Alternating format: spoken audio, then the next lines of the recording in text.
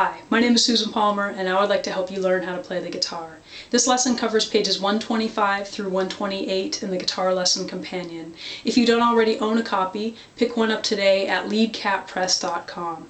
I want to get you started with another warm-up exercise from page 8. This will help prepare you to play the bar chords. When I play bar chords, I try to use this side of my finger, and I also try to scoot up directly behind those metal frets. That'll make your job a lot easier.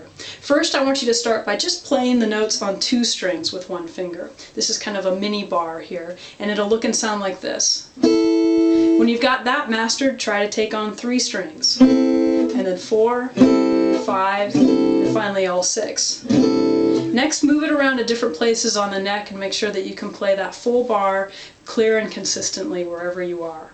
On page 125, you see 2 different types of bar chords, an E string root major chord and an E string root minor chord. Now here's just an E major chord in open position. Now if I move up each one of these notes 1/2 step or 1 fret, then I can create a bar here, and I've got an F major bar chord. You can see how this shape here is the same as an E shape.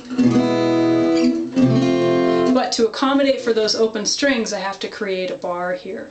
Now the name of the chord is determined by wherever my first finger is on that low E string. So this would be an F major chord.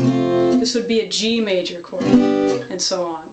Now here is an E minor chord in open position. And if I move each one of these fingers up, or each notes up 1 fret, then I end up with an F minor chord.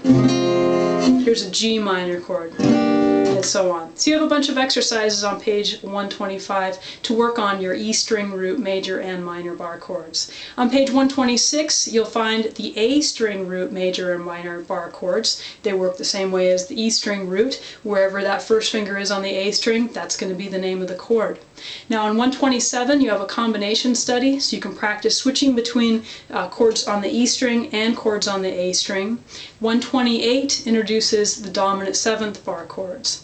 Now here's your E dominant 7 in open position, and if you increase each one of those notes 1 fret, you're going to end up with an F dominant 7 chord. Now this is kind of hard for a lot of people to play, so in the book I have you using a different fingering. It looks like this.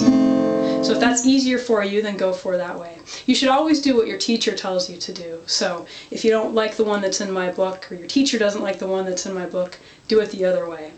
And then also on page 128, you have an A string root dominant 7 chord, which is after this one. Here's the A string root movable bar chord.